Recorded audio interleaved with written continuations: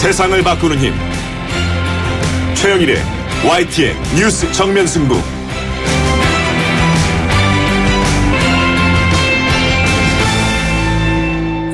YTN 뉴스 FM 뉴스 정면 승부 3부 시작합니다.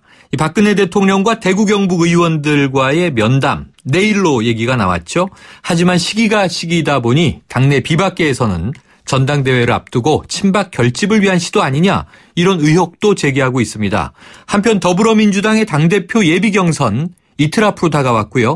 컷오프를 뛰어넘기 위한 후보들 간 경쟁도 치열해지고 있습니다.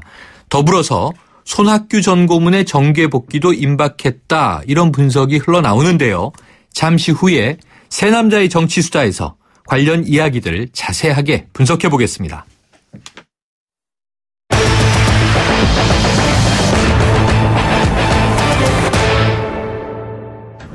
네, 수요 스페셜 새 남자의 정치 수다. 오늘도 어김없이 두 분 스튜디오에 자리 잡고 계십니다. 자, 먼저 이강윤 정치평론가 나오셨고요. 안녕하세요. 안녕하십니까. 네, 소종섭 전 시사저널 편집국장 나오셨습니다. 안녕하십니까. 안녕하십니까. 자, 먼저 이 얘기 해보죠. 새누리당 전당대회가 목전으로 다가왔습니다. 오늘부터 이제 6일 남은 상황인데요.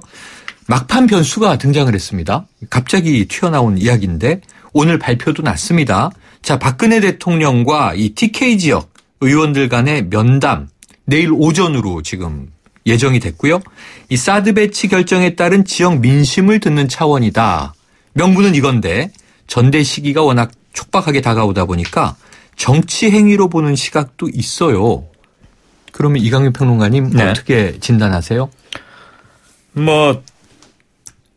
오얏나무 밑을 지나가면서 갓끈을 고쳐매지 말라거나, 네, 오이밭에서 신발끈 저거 하지 말라, 그런 네. 말 있지 않습니까? 그렇죠. 사드에 대한 TK 지역의 민심을 꼭 초재선 의원들을 만나야만 청취할 수 있느냐 하는 것은 좀 논란의 소지는 있죠. 사실 네. 맘만 먹으면 그거 그렇게 민심 알아보는 게 어렵겠어요. 항상 사람은 보고 싶은 것만 보고 듣고 싶은 것만 듣게 된다고 하는 말도 있지 않습니까? 네. 물론 의원들이 국민을 공식적으로 대표하는 개개인이 또 헌법기관이고 하니까 네.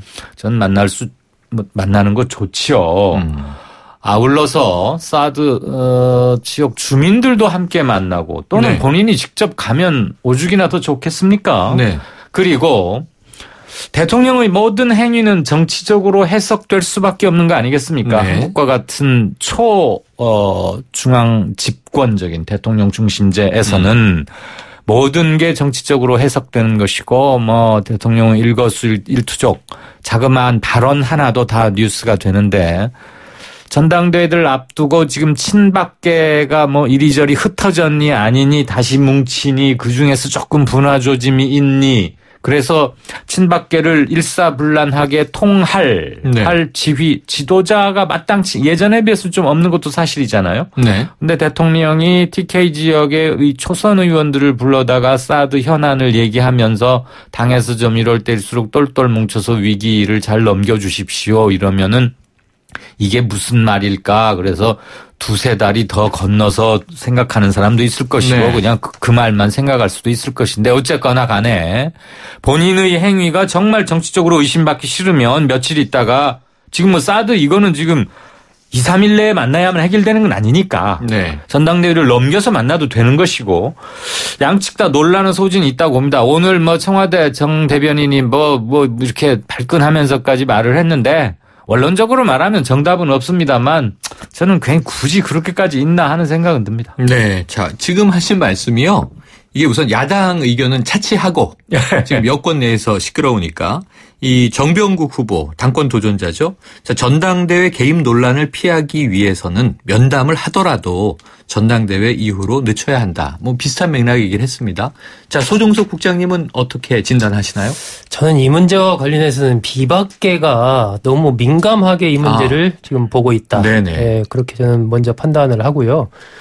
오늘 김무성 전 대표 이야기를 보면은 센 얘기가 나왔어요. 셌죠. 전당대회를 앞두고 대통령께서 특정 지역의 의원들을 만나는 것은 잘못된 일이라고 생각한다. 그리고 정병국 의원도 이러면 안 된다고 생각한다. 네.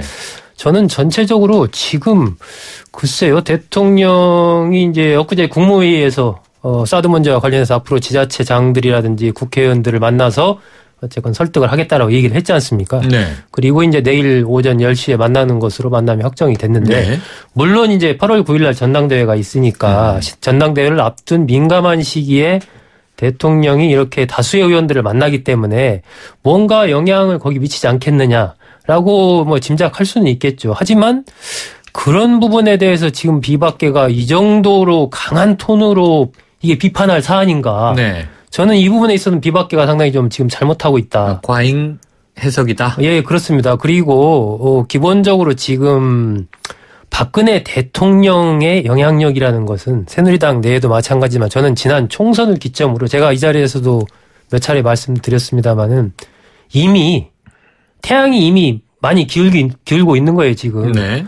보름달이 지금 초승달로 많이 가고 있는 겁니다. 네. 그것이 현실이고 그것을 정확하게 보여준 것이 지난 총선의 또 결과거든요. 네. 그렇기 때문에 박근혜 대통령이 뭐 전당대회에서 이른바 박심이라는 것이 과거처럼 뭐 엄청나게 작용할 것이다라고 보는 것 자체가 저는 그것이 상당히 정치 공세의 성격이 있다. 네. 그러니까 지금 비박계가 이야기하는 부분은 비박계를 좀 이렇게 결집시키기 위한 그러한 노림수가 깔려 있다라고 저는 그렇게 보고 이 나오는 멘트 부분에 대해서는 이건 비박계가 좀 잘못된 것이고 이런 식으로 멘트를 우리 정치가 해서는 저는 안 된다라고 봐요. 설사 네. 이게 좀 불편한 마음이 있고 그렇다고 해도 멘트 자체를 대통령이 이런 국회의원들을 만나서 국가적인 현안인 이 사드 배치와 관련해서 의견을 듣고 이야기를 나누는 그 부분에 대해서 네.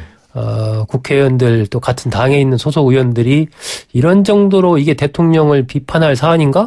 저는 이건 좀, 이건 좀 자, 잘못된 것이다. 그래서 지금 이제 소 국장님께서는 이 비박계가 박 대통령에게 대립각을 세우기 위한 전략일 수도 있다. 오히려 결집세를 모으기 위한 이런 말씀도 하셨어요. 지금 뭐 이 친박계 당권 주자들은 같은 맥락의 말씀을 했군요. 이주영 한성교 의원은 자, 민심을 청취하는 순수한 소통의 자리가 되리라 생각한다. 이 정도 얘기고요. 이정현 후보는 시의적절한 소통 정치의 일환 이렇게 적극적으로 긍정평가를 했습니다. 그런데 지금 소 국장님이 잠깐 언급을 해 주셨지만 네. 김무성 전 대표의 이 발언이 좀 심상치가 않아요. 청와대의 발끈한 발언도 여기에 대해서 나온 것 같습니다. 그렇죠. 네. 지금 처음에는 이 세월호 사건 터졌던 팽목항을 민생 투어에서 방문을 했고요. 그다음에 오늘 이야기가 나온 곳이 바로 5.18 민주묘역인데 광주인데 그 이후에도 재밌는 기사 이야기가 많아요. 임을 위한 행진곡 얘기도 했더라고요. 민주화 투쟁할 때 내가 하루에 10번씩 부르던 노래인데 가사도 좋고 잘 만들어진 곡이다. 이걸 가지고 왜 정치권이 되니 안 되니 싸우는지 이해를 할 수가 없다. 뭐 이런 취지 얘기를 해서 갑자기 이 노선을 지금 어떻게 가는 건가 하는 궁금증도 있는데 김무성 대표의 의도는 뭡니까? 이 평론가님. 무슨 야당 투사까지는 아니더라도 네. 갑자기 무슨 코스프레를 하는 건 아닌지 네. 아니면 불과 몇 개월 전과 이렇게 다를 수 있는지 네. 팽목항 얘기는 조금 하죠. 그런 사진들 많이 보셨겠지만 많이 요즘 보도가 되고 있습니다. 두 옆에 이렇게 여성 아마 세월호 유가족 내지는 뭐 아무튼 세월호 지킴이 뭐 그런 쪽 관련된 것으로 보이는 두 여성 사이에 이렇게 뭐 본인은 친근함과 위로의 표시라고 했는지 모르지만 젊은 여성의 어깨 위에 이렇게 두 손을 얹고 이렇게 찍힌 사진. 네. 그리고 한 1, 2년 됐던가요? 그 세월호 한 아버님께서 희생자 네. 아버님께서 여의도 새누리당 당사 대표를 만나러 가서 길에 무릎을 꿇고 이렇게 뭔가 호소하고 좀 네. 얘기를 하려고 하는데 카니발이든가요? 검은색 카니발. 네. 당시 김무성 당대표가 타고 다니던 이제 차 문은 열려 있고 웬만하면 이렇게 나와서 손이라도 좀 잡고 죄송하다. 제가 지금 일정 때문에 또는 말씀하신 거 알겠고 따로 시간을 내서 몇 시겠다. 이렇게 해도 되는데 그저 굉장히 박절하게 그렇게 떠나던 그런 장면의 사진이 하나 있었습니다. 네. 오늘 그 두 사진을 대비한 SNS들 많이 봤는데 물론 뒤늦게라도 문제의 심각성을 안다거나 뭐 본인이 생각을 바꿀 수는 있죠. 네. 저는 기본적으로 이제 김무성 전 대표는 내년 대선에 포커스를 맞추고 대선 후보로서의 본격적인 활동을 시작했다고 보입니다. 대권 행보다. 네네. 그러니까 사사건건 앞으로 청와대하고도 각을 세울 수 있는 것들은 모조리 잡아서 다 세울 겁니다. 익히 보아왔던 정치 풍경이기도 하고요. 과연 저게 먹힐까 하는 일말의 뭐 그런 의문도 듭니다. 왜냐하면 그런 거 한 30년간 계속 봐왔는데 양김이 하던 시절의 파괴력이나 캐릭터도 다르지만 그런 것들이 그대로 고스란히 답습될 것 같지는 않고 무엇보다도 본인이 주요한 현안에 대해서 그런 혁명적인 자세 변화 코페르니쿠스적인 자세 변화를 할 만한 것에 대한 사전 설명이나 이런 것도 없이 갑자기 저러니까 조금 의아스럽긴 해요. 뭐 님을 위한 행진곡은 하도 많이 나온 얘기니까 그래서 그럴 필요는 없는 것 같고 요지는 이거 아닙니까? 비박계 후보들 단일화 됐으면 좋겠다. 그리고 그렇죠. 비박계가 당대 맡아야 한다. 청와대는 전당대회에 어떤 식으로든 영향을 미칠 수도 있는 일체의 것은 하지 말아달라. 라고 정식으로 요구한 거예요. 대통령을 콕 찍어서. 각을 세우면 세울수록 그리고 청와대로부터 탄압이나 반발을 크게 받으면 받을수록 본인의 반사 이익은 커질 것이라는 계산 하에 이러는 건데 효과가 어떨지는 좀 더 두고 보기로 하시죠. 네, 약간 의문시 하셨습니다. 하지만 대권 행보를 시작한 것이다. 이렇게 이제 규정을 하셨는데요.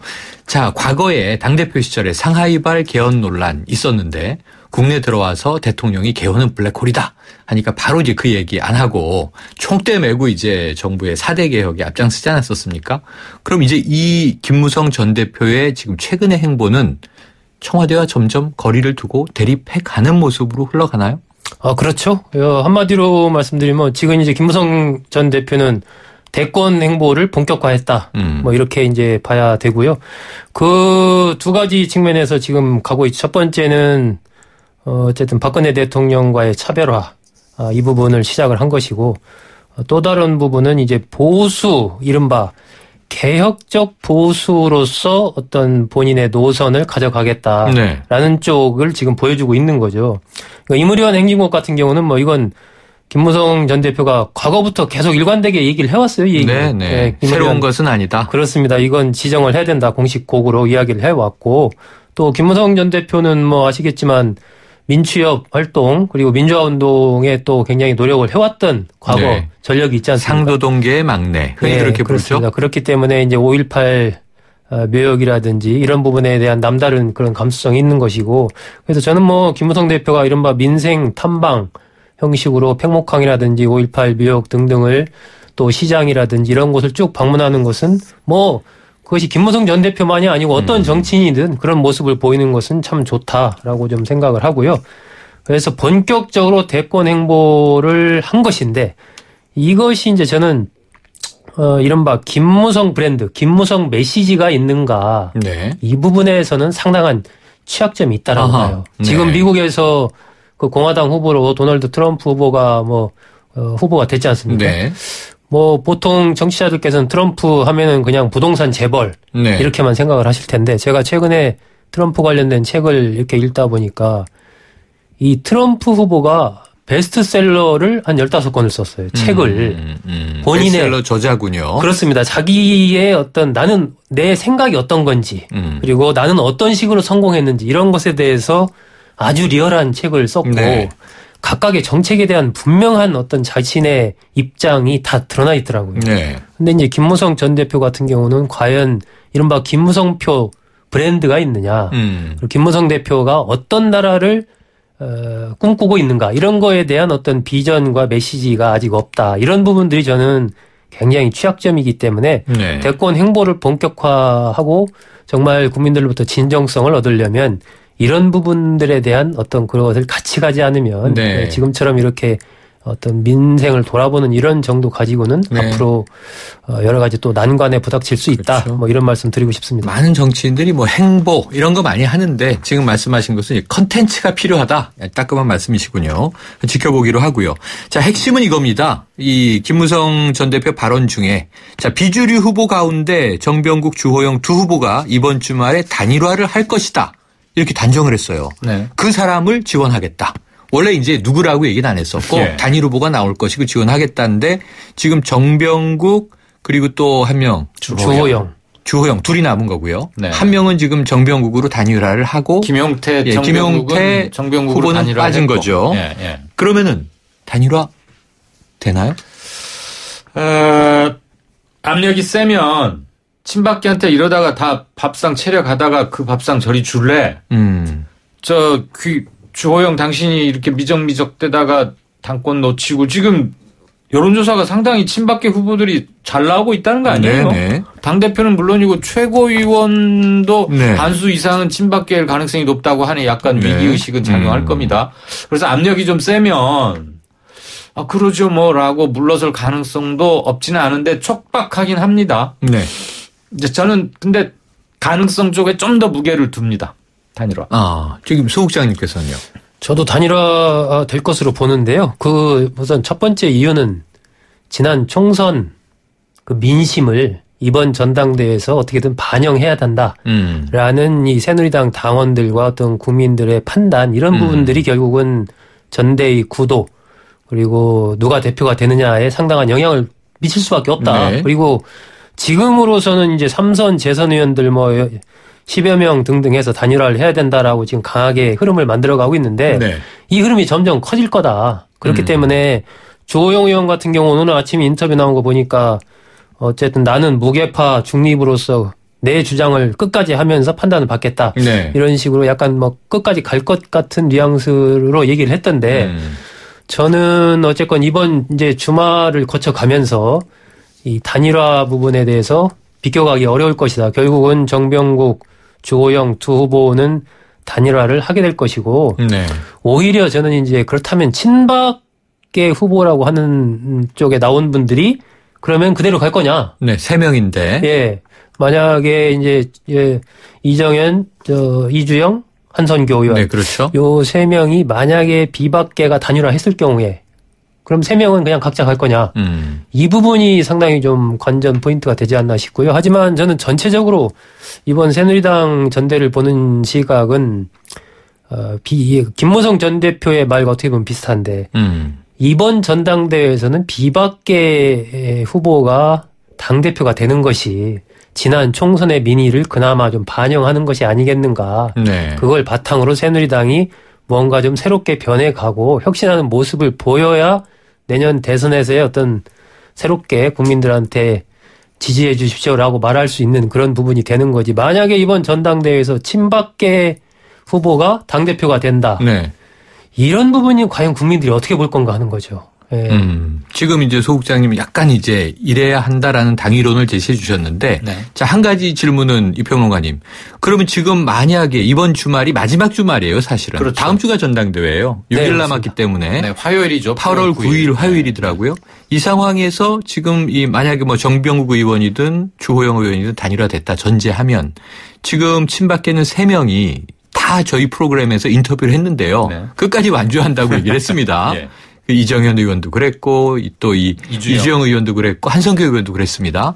근데 이게 어찌 보면 비주류 친박 이렇게 세 분이 분류되는 분들인데 단일화 안 하면 위험한 거 아닌가요? 예. 비박계는 단일화하고 친박계 3명이 단일화 안 하면 저는 스패는 거의 그걸로 끝이 난다고 네. 봅니다. 그런데 말이에요. 네. 양쪽 다한테 제가 하나 묻고 싶어요. 네. 친박, 비박 이번에 출마한 사람들이든 출마하려다 주저앉은 사람들이든 뭐든 간에. 당대표가 돼도요. 네. all or nothing처럼 네. 국회의원 선거 나왔다가 되면 의원이고 떨어지면 그냥 낙선한 전 후보. 네. 명함이 어마어마하게 차이가 크지 않습니까? 네네네. 그렇죠. 이번에 당대표 된 사람 내년 대선 때까지 그렇게 할 수 있는 일이나 파워가 실증 그렇게 막강하지 못합니다. 특히 새누리당은. 단일성 지도체제로 했음에도 불구하고요. 바꿨음에도 네. 당 구조나 체질상 원맨 그러니까 한 사람을 중심으로 한 강력한 리더십을 발휘하기에는 여당은 항상 리더가 없었고 네. 궁극적으로는 청와대와의 교신과 청와대 쪽으로 안테나를 쫑긋 세우고 있고 물론 쓰러져가는 권력이라 네. 하더라도 게다가 당내의 계파의 공고한 차이와 네. 친박계 핵심들의 강렬한 저지 때문에 네. 비박계 단일 후보가 된다고 해도 저렇게 큰 일은 하지 못하고 네. 내년 4월이면 바로 대선 후보한테 모든 게 넘어가기 때문에 이번 그렇게 뭐 건곤일척처럼 이럴 필요는 없을 것 같습니다. 4부에서 계속 관련 이야기 이어가 보죠. 수요 스페셜 새 남자의 정치수다. 지금 이강윤 정치평론가 그리고 소종섭 전 시사저널 편집국장 두 분과 함께 이야기 나누고 있습니다. 여러분, 자주 움직여야 합니다. 하루 종일 앉아있는데 어떻게 3초면 충분합니다. 책상 교체 없이 바로 올려 사용하세요. 스마트 오피스를 위한 베리데스크. 여러분의 업무 자세와 능률을 함께 올려드립니다. 베리데스크. 1644 대리운전 1644 불러보자 꽃배달도 1644 전국 꽃배달 배송비 포함 3단 환 54,000원부터 3단 환 54,000원부터 1644 꽃배달 1644 대리운전 1644 사장님, 성악가 김동규 씨네 집 바닥재 좋던데 우리 집도 똑같은 걸로 해줘요. 아, 요즘 떠오르는 바닥재 스타 강마루. 스타일 좋고 습기 열 긁힘에 강하니까 오래 사용하려면 그래서 스타 강마루로 하는구나. 성악가 김동규입니다. 강마루 스타는 스타 강마루. 스타 강마루. 세상에 없던 자동차 전시장이 온다. 제규어 랜드로버 공식 딜러 KCC 오토모빌 서초 전시장 그랜드 오픈. 지상 8층 지하 2층의 대규모 전시장 KCC 오토모빌 서초 전시장에서 완벽에 가까운 특별함을 만나세요. 분당, 일산, 원주, 제주, 성남, 서초양지 네트워크 운영 중. 네, 3부 여기까지고요. 4부로 이어갑니다.